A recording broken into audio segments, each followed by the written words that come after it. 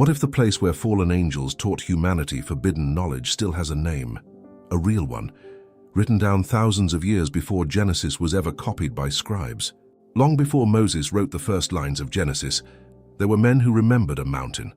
Not a mountain of stone and silence, but one that had watched something descend from the heavens, something that should never have touched the earth. The book of Enoch calls this place Mount Hermon, and it tells us plainly why the name mattered. In the ancient tongue, the word Hermon carries the meaning of a curse, of a binding oath sworn by those who should have stayed above the clouds forever. 200 angels stood on that summit. Not a poetic number, not a metaphor invented by frightened shepherds. 200, named one by one in the oldest surviving copies of Enoch's testimony. They called themselves Watchers, guardians appointed to observe humanity from a distance, to record and to learn, never to interfere. For generations, if the old accounts are to be trusted, they held to that assignment. They watched wars rise and fall, watched cities built from mud and stone, watched the slow, fumbling progress of a species still learning how to survive its own world. That kind of patience, that kind of distance, is not easily broken. But something about the daughters of men undid them. Genesis 6 speaks of it in a single haunting verse, almost as if the author wanted to look away from what he was writing. The sons of God saw the daughters of men, that they were fair, and they took them wives of all which they chose. Scripture rarely says so much in so few words. What happened next on that mountain changed the course of human history, and Enoch does not soften it. The Watchers did not simply fall in love and descend quietly. They made a pact. Semjaza, their leader, feared standing alone in this transgression, so he bound the others by oath, each angel swearing beside him, sealing their rebellion with a promise no one would break first. That is why the mountain bears its name. Hermon, the place of the curse, the place where 200 beings chose flesh over eternity and dragged something down with them that humanity was never meant to hold. They did not just take wives, they opened their mouths and began to teach. Azazel, one of the most feared among them, showed men how to forge swords, shields, and instruments of war, metals pulled from the earth and shaped into things that could kill from a distance. Before this, Enoch suggests, humanity had no framework for organized violence on this scale. Suddenly there were blades. Suddenly there was armor. Suddenly the ground itself seemed to bleed with new possibility, and none of it was gentle. Picture a world that had only known conflict fought with fists and stones, and then imagine handing that world its first sword. There is no undoing a discovery like that. Once humanity knew metal could be sharpened into something designed purely to end a life, there was no returning to the innocence before it. Other Watchers taught differently, but no less dangerously. Some revealed the secrets of root cutting and plants, whispering which herbs could heal and which could quietly kill, blurring a line no mortal hand was ready to hold. Others uncovered the mysteries written in the sky, the movements of the stars, the signs of the moon, knowledge that belonged to divine timekeeping, not human speculation. Women were taught the art of painting their faces, of adorning themselves with precious stones, arts that Enoch frames not as vanity, but as the beginning of deception through appearance, a slow erosion of what was pure and unadorned. This was not knowledge freely given by a loving creator, unfolding at the pace a fragile world could bear. This was knowledge stolen and force-fed, poured into humanity before it had the wisdom to carry it. Think about what it means to hand a child the blueprint for a weapon before they understand what death is. That is closer to what Enoch describes happening on Hermon. The world was not ready, and the Watchers knew it, and they did it anyway. The consequences did not stay confined to that mountain. From these unions between angels and human women came a race the ancient texts call the Nephilim, giants whose hunger, Enoch says, could not be satisfied by the labor of ordinary men. They devoured what humanity produced, and when that was not enough, they turned on humanity itself. Jude, writing centuries later in the New Testament, still remembered this rebellion, describing angels who did not keep their proper dwelling and were reserved in everlasting chains under darkness for the judgment of the great day. That is not a small detail tucked into Scripture by accident. That is an ancient warning carried forward because the writers knew exactly what it meant. Peter's second letter echoes the same memory. speaking of angels who sinned being cast down and delivered into chains of darkness, held for judgment. Two separate voices, writing generations apart, both circling back to the same forbidden mountain and the same broken oath, as though the memory refused to fade no matter how many centuries passed between them. Here is what unsettles me most. Mount Hermon was not hidden or mythical to the people who first told this story. It was real, visible, snow-capped and enormous, standing at the border of what would later become Israel.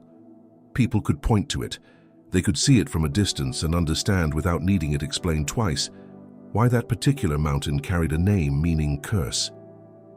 We have lost that immediacy today. We read Genesis 6 as an obscure verse, rather than as the surviving fragment of something much larger, something the Book of Enoch preserved in far greater and more disturbing detail.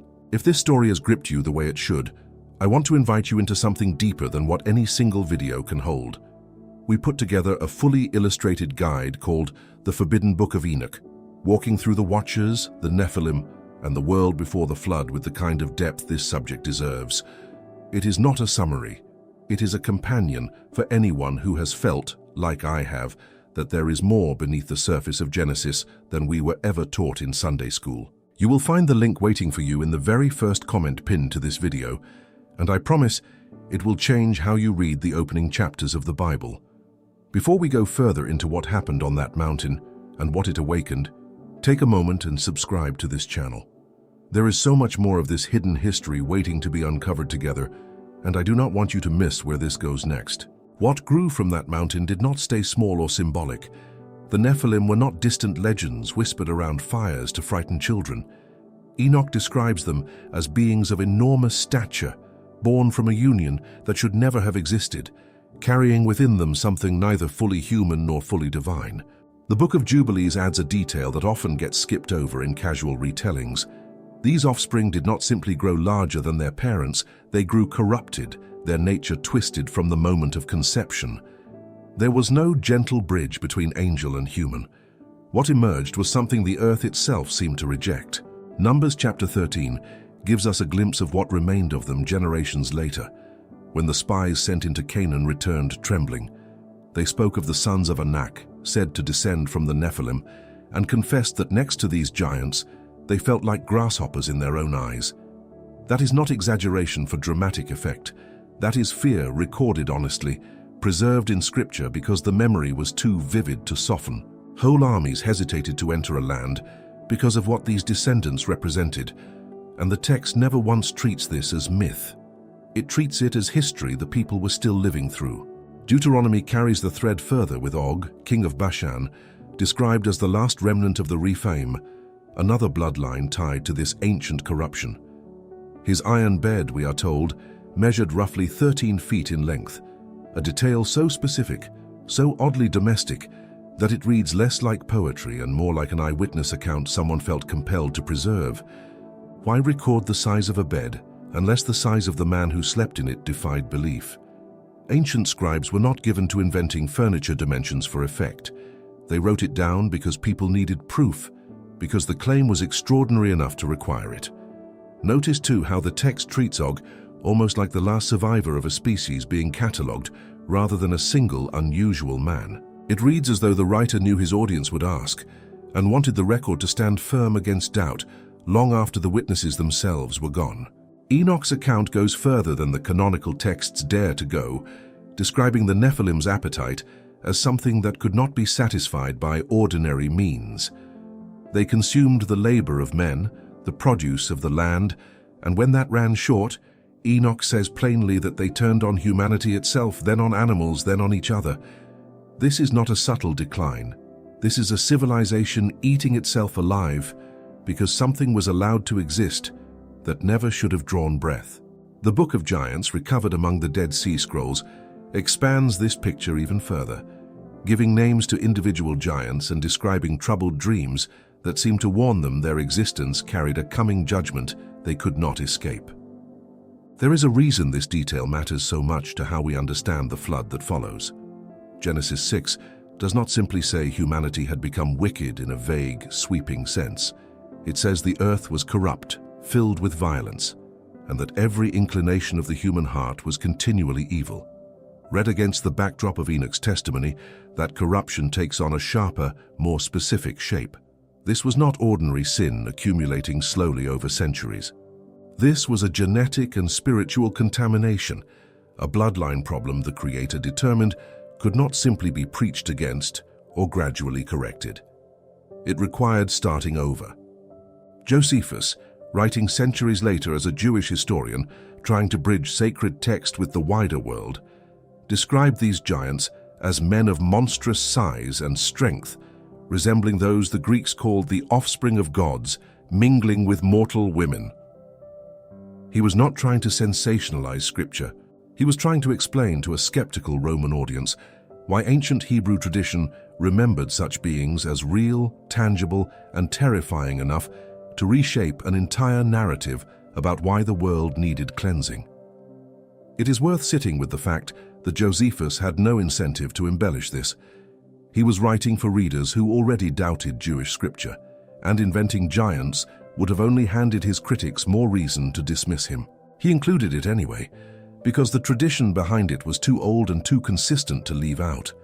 Some of the oldest oral traditions tied to Sacsayhuaman in Peru describe builders who moved stones no ordinary crew could lift, stones fitted together with a precision modern engineers still struggle to fully explain. Baalbek in Lebanon holds a similar mystery, its foundation stones weighing hundreds of tons, quarried and positioned in a way that has never been satisfactorily recreated with tools we know these ancient cultures possessed. I am not asking you to draw a straight, provable line from the Nephilim to every unexplained monument on Earth. But when local traditions across separate continents independently remember a race of giant builders, and when Scripture independently confirms that such beings existed and left descendants for generations, the coincidence becomes harder to dismiss than it is to consider seriously. What unsettles me is not simply that giants may have walked the earth, it is what their presence implies, about the boundary between heaven and earth being violated in the first place. The Watchers were never supposed to interfere. Their assignment was observation, not participation, and once that boundary broke, the consequence was not contained to the angels who fell. It bled into human bloodlines, into human violence, into a corruption so total that Scripture describes God as grieved in his heart, sorry he had ever made man upon the earth. That is Genesis 6 verse 6, one of the most emotionally raw statements attributed to the Creator anywhere in the Bible. Not distant judgment, grief. The Genesis Apocryphon, found among the Dead Sea Scrolls, adds a haunting personal layer to this story. It describes Lamech, father of Noah, questioning whether his own son was truly his. So unusual was the child's appearance at birth, bright and different from other infants. Whether or not you take this detail literally, its presence tells you something important. The fear of contamination, of angelic bloodlines mixing invisibly into human lineage, was not a fringe concern. It sat close enough to Noah's own household that his father needed convincing his son was fully human. That is how pervasive this corruption had become by the time the flood arrived. It was not distant rumor, it was standing in the room, questioning the paternity of the man chosen to survive. Lamech's suspicion about his own son turned out to be misplaced, but the reason it mattered so much reveals something crucial about why Noah was chosen at all. Genesis 6 describes Noah as perfect in his generations, a phrase that sounds almost throwaway until you consider what it likely meant to the original audience. Not merely righteous in behavior, but pure in lineage, untouched by the bloodline corruption spreading everywhere else. Enoch's testimony suggests this purity had become rare enough that it needed stating explicitly, as though the writer wanted no ambiguity about why this one family survived what was coming while everyone else did not. The judgment itself, when it finally arrived, was not framed in Scripture as an act of casual destruction. It reads as something closer to surgical necessity, a creator removing a corruption that had spread past the point where warning or correction could work. Enoch describes the archangels themselves petitioning heaven on humanity's behalf, distressed by what they witnessed happening below. Michael, Raphael, and Gabriel are named specifically in these ancient records, each one bringing report of the bloodshed and the cries of those being devoured by the giants their fallen brothers had fathered. This detail rarely makes it into Sunday sermons, yet it reframes the entire flood narrative. It was not simply humanity's sin reaching a tipping point, it was angels in heaven begging for intervention because what they saw on earth had become unbearable even to witness from a distance. Enoch describes their petition almost as a legal complaint brought before the throne, a formal accounting of blood spilled and cries unanswered, as though even beings who stood in the presence of God needed to make their case rather than assume judgment would come automatically. God's response, according to Enoch, was not limited to sending rain and raising water. It included specific judgment against Azazel, the watcher who taught humanity how to forge weapons of war. Raphael was instructed to bind him, to bury him in darkness beneath jagged rocks in the desert, covering his face so he could see no light, until the day of judgment when he would be cast into fire. That is an extraordinarily specific punishment for a being Scripture otherwise treats with broad strokes. Göbekli suggests the ancient audience receiving this account needed no explanation for who Azazel was, or why his particular crime deserved particular confinement. They already knew. Semjaza and the remaining watchers received their own sentence, watching their own children perish in the coming catastrophe before facing their own binding. Enoch describes this as a punishment layered with cruelty precisely because it was designed to answer the crime. They had chosen human flesh and human offspring over their eternal assignment, so their judgment involved watching that very choice destroyed in front of them. There is something deeply severe in that symmetry, a justice that mirrors the original sin back onto the ones who committed it, rather than applying some generic, unrelated penalty. Enoch does not describe this as vindictive.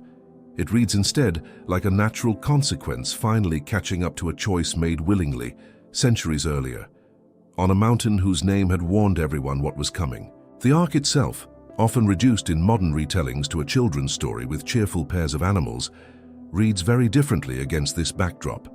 It becomes less a tale of survival and more a chosen exemption from a targeted cleansing. Noah was not simply lucky or randomly spared. Genesis specifies that Noah found grace in the eyes of the Lord, a phrase suggesting deliberate selection rather than chance. Everyone else outside that vessel, human and Nephilim alike, faced the same fate the watchers had already been sentenced to. The waters did not discriminate between the guilty parties who caused the corruption and the population left vulnerable to it. Both were swept away together. Picture the scale of what that actually required, not a localized flood confined to one valley, but water rising over an entire world that had allowed something unnatural to spread unchecked for generations. The text does not treat this lightly, and neither should we, because the same account that describes God's grief also describes the sheer scope of what grief demanded. What happened to the giants themselves during the flood remains one of the more debated threads within these ancient texts. Some traditions suggest their spirits, being part angelic and part human, could not simply die the way ordinary flesh dies. Enoch hints that the spirits of the giants became something else entirely after their physical bodies perished, wandering the earth as evil spirits, causing affliction and corruption without needing physical bodies to do it. If that thread is followed carefully, it offers an unsettling explanation for why so many ancient cultures, completely separated by geography, independently developed traditions of malevolent spirits tormenting humanity long after any physical giant could plausibly have still walked the earth. The Sibylline oracles, though composed later and layered with various influences, preserve echoes of this same memory, describing a race of violent, oversized beings whose destruction was necessary before a more ordered age of humanity could begin. Even removed from strictly Hebrew tradition, the pattern persists. Something enormous, something born from a violation of natural boundaries, needed to be cleared away before civilization could continue on a sustainable path. That pattern repeating itself independently across cultures is not proof by itself, but it is exactly the kind of convergence that should make a careful reader pause rather than dismiss. Consider what this means for how we read the years immediately following the flood. If Noah's family carried the only uncorrupted bloodline forward, and if the giants' spirits persisted in some altered form even after their bodies were destroyed, then the post-flood world was not truly a clean slate. It was a reset, yes, but not an erasure. Something of what happened on Hermon survived the water, whether through lingering spirits, through fragments of forbidden knowledge that could not be unlearned, or through the simple fact that humanity now knew things about war, about the stars, about deception, that it had never needed to know before the Watchers descended. Innocence, once broken, does not return simply because the water recedes and dry land reappears. Noah stepped off that ark into a world scrubbed clean of bodies, but not fully cleansed of memory. His descendants would carry forward not just his bloodline, but the stories, the warnings, and perhaps the lingering unease of a generation that had watched heaven and earth blur together in ways Scripture still struggles to fully explain even now. There is a question that tends to surface once people sit with this story long enough, and it is worth asking directly. If the Watchers taught humanity forbidden knowledge before the flood, did that knowledge actually disappear when the water receded, or did fragments of it survive, scattered and disguised, waiting for civilizations to rediscover pieces of what had been lost? Enoch never claims the knowledge itself was destroyed. Only the beings who first delivered it were bound and judged. Knowledge, once spoken aloud and absorbed into human memory, does not drown as easily as flesh does. Ecclesiastes reminds us that there is nothing new under the sun, that what has been will be again. A strange thing to find in wisdom literature if the writer had no sense that humanity kept circling back to things it had somehow known before. Consider Göbekli Tepe, a site in modern Turkey that continues to unsettle mainstream archaeology every time new layers are excavated. Radiocarbon dating places its oldest structures at roughly 11,000 years old, predating Stonehenge by approximately 6,000 years, and predating what most textbooks describe as the beginning of organized agriculture. Massive stone pillars, some weighing over 10 tons, were carved with intricate animal reliefs and arranged in precise circular formations by a civilization that, according to conventional timelines, should not have possessed the social organization or engineering knowledge required to accomplish this. Someone taught the ancient builders of Göbekli Tepe something extraordinary. The question worth asking is who and where that knowledge originated. Baalbek presents an even more striking puzzle. Beneath the Roman temple ruins in modern Lebanon sit foundation stones so massive that modern cranes would strain to move them without extraordinary specialized equipment. The largest quarried stone found nearby, often called the Stone of the Pregnant Woman, weighs close to 1,000 tons. Roman engineers, skilled as they were, are widely believed to have built upon a foundation that predates their own arrival, incorporating stonework whose original builders and methods remain genuinely unexplained. Local legends recorded by early travelers to the region describe these foundations as the work of giants, a tradition too specific and too persistent to dismiss as simple folklore invented to explain unfamiliar ruins. Arab historians writing centuries before modern archaeology existed recorded similar accounts, attributing the platform to a race of builders who lived before the Great Flood swept across the region, an explanation that predates any modern fascination with ancient mysteries and suggests the tradition carried real weight among people living closest to the ruins themselves. Puma Punku, high in the Bolivian mountains, adds another layer to this pattern. Its precisely cut stone blocks feature interlocking joints so exact that inserting a blade between them proves nearly impossible, despite the site's builders apparently lacking iron tools capable of achieving that level of precision through conventional methods. Some blocks show signs of having been cut using techniques that remain difficult to replicate even with modern machinery. Local Aymara tradition holds that Puma Punku was built in a single night by giants who existed before the current age of humanity, a detail that echoes uncomfortably close to what Enoch describes happening in the world before the flood. Then there is Yonaguni, submerged off the coast of Japan, its terraced stone formations resting beneath water that would have been dry land during the last ice age, before global sea levels rose dramatically at the flood's approximate historical window. Whether Yonaguni is purely natural formation or partially shaped by human hands remains genuinely disputed among researchers, and honesty requires acknowledging that uncertainty rather than overstating the case. But its location and depth align suspiciously well with a world that existed before waters rose to cover what is now ocean floor, a detail that deserves consideration rather than dismissal. What connects these sites is not simply that they are old or impressive, it is that each one demonstrates knowledge, precision, and engineering capability that conventional timelines struggle to explain, given the supposed technological level of the people credited with building them. Enoch offers something conventional archaeology cannot, a documented source for exactly this kind of anomalous knowledge transfer. Not aliens, not lost continents invented from speculation, fallen beings who taught forgers, herbalists, astrologers, and architects things they were never meant to know, in a world that existed before the flood, reshaped the planet's surface, and likely buried much of the physical evidence beneath layers of sediment and ocean.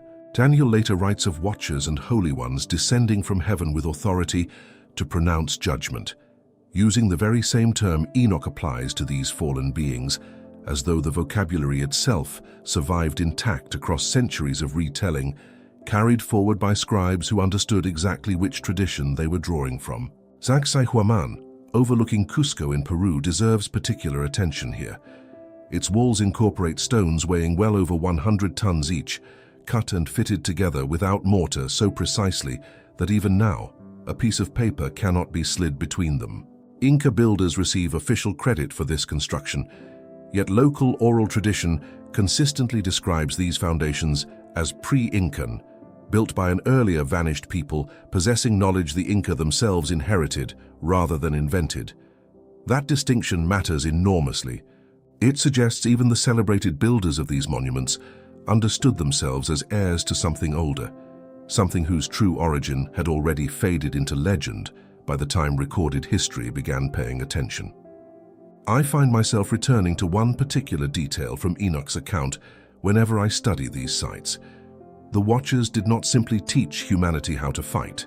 They taught astronomy, the reading of signs in the sky. If ancient builders across entirely separate continents independently oriented massive stone structures toward specific celestial events, equinoxes, solstices, star alignments, calculated with a precision that still impresses modern astronomers, where did that shared understanding originate? Separate cultures separated by oceans they had no ships capable of crossing, arriving at strikingly similar astronomical sophistication, is not easily explained by simple coincidence. It suggests either something in the human mind naturally reaches toward these patterns without outside teaching, or something taught this knowledge before the peoples who built these monuments ever scattered across the earth to begin with, carrying fragments of the same forbidden inheritance to places where the boundary between heaven and earth had already once been broken. The Book of Jubilees hints at exactly this kind of scattering, describing knowledge passed down through Noah's own sons after the flood, some of it good and necessary for survival, some of it clearly remembered from a darker source no one wanted to name directly. There is a pattern in this story that deserves careful attention, because it does not end with Noah stepping off the ark. Ephesians speaks of a struggle, not against flesh and blood, but against principalities, against powers, against spiritual forces of wickedness in heavenly places. Paul was writing to a first-century audience already steeped in the tradition of Enoch, an audience that would have immediately understood exactly what kind of powers he meant. This was not abstract theology. This was a direct continuation of the same conflict that began on Mount Hermon, a war that never fully ended when the floodwaters receded. Paul does not soften this into metaphor either. He tells his readers to put on the whole armor of God specifically because the enemy they face is not a rival philosophy or a competing empire, but something old, something spiritual, something that predates Rome entirely and traces back to a rebellion recorded long before his own letters were written. Jesus himself, according to Matthew's Gospel, described the days before his return using language that deliberately echoes the pre-flood world. As the days of Noah were, so shall also the coming of the Son of Man be. For as in the days that were before the flood they were eating and drinking, marrying and giving in marriage, until the day that Noah entered the ark, and knew not until the flood came and took them all away. This is not a passing comparison chosen at random. Jesus is directly linking a future period of judgment to the exact conditions Enoch describes as existing before the first judgment, conditions involving corruption, unnatural unions, and a humanity too distracted by ordinary life to notice what was gathering around them. Revelation carries this thread into its most vivid and unsettling imagery. Chapter 9 describes locusts released from a bottomless pit, creatures with the appearance of horses prepared for battle, faces like men, hair like women, teeth like lions, wearing what looks like breastplates of iron, tormenting humanity for 5 months with a sting like a scorpion. Scholars have debated this passage for centuries, but read against Enoch's account of imprisoned watchers and the wandering spirits of destroyed giants, it takes on a specific and chilling shape. This reads less like abstract apocalyptic symbolism and more like a description of what was bound at the flood being deliberately released again, given permission to torment a world that has once again drifted toward the same corruption that required judgment the first time. Notice too that these locusts are explicitly forbidden from harming the Earth's vegetation, only those without a particular seal, a strange restriction that makes little sense as pure metaphor, but fits naturally into a narrative where ancient, imprisoned beings are given carefully limited permission rather than unrestrained destruction. Daniel's visions, though written in a different context centuries earlier, use strikingly similar language, describing watchers and holy ones descending with authority to make decrees. The consistency of this vocabulary across such vastly different books, separated by many centuries, and written by different authors facing entirely different circumstances, is not coincidental. It suggests a shared, deeply rooted tradition running underneath the entire biblical narrative, one that mainstream teaching often trims away because it raises uncomfortable questions institutional religion has not always been eager to address directly. Here is what I find most genuinely difficult to sit with. If the pattern Enoch describes repeats itself, if the conditions before Christ's return genuinely mirror the conditions before the flood, then we should expect to see the same markers reappearing. Increased violence saturating every corner of daily life until it feels almost normal. Knowledge advancing at a pace faster than humanity's wisdom to handle it responsibly. Boundaries between what is natural and unnatural, blurring in ways earlier generations would have found unthinkable. I am not telling you what to conclude about the world around you right now, and I would never presume to make that decision on your behalf. I am telling you what Enoch, Matthew, and Revelation together suggest we should be watching for, and I will let you decide for yourself how closely that description matches what you see when you look outside your own window today. The Book of Jubilees offers one detail that changes how I read this entire pattern. It describes God allowing 1/10 of the wandering evil spirits, the remnants of the destroyed Nephilim, to remain active in the world after the flood, specifically to test and tempt humanity, while the remaining 9/10 were bound. That is a deliberate, permanent feature written into the post-flood world, not a temporary anomaly that faded with time. If that tradition holds any weight, it means the spiritual atmosphere Enoch describes before the flood never fully disappeared. It was reduced, contained, but never entirely removed, which would explain why so many ancient and modern accounts of spiritual affliction, oppression, and unexplainable darkness echo language strikingly similar to what Enoch used to describe the Watcher's original corruption thousands of years earlier. Consider also 2 Peter's warning, sitting directly alongside its mention of angels, who sinned being cast into chains of darkness. Peter follows that reference immediately by warning of false teachers who would arise among the people, bringing in destructive doctrines secretly, denying realities they should have recognized. The placement is not accidental. Peter connects the ancient rebellion of the Watchers directly to a coming wave of deception, targeting believers specifically, as though the same spiritual architecture behind the original corruption would eventually manifest itself again in a different form, not through giants walking the earth, but through ideas, doctrines, and teachers, subtly leading people away from truth, using flattering, persuasive language dressed up as wisdom. What strikes me most, returning to everything we have covered, is how deliberately unified this narrative actually is once you stop treating Genesis, Enoch, Daniel, Matthew, and Revelation as separate, disconnected texts and start reading them as fragments of the same continuous account.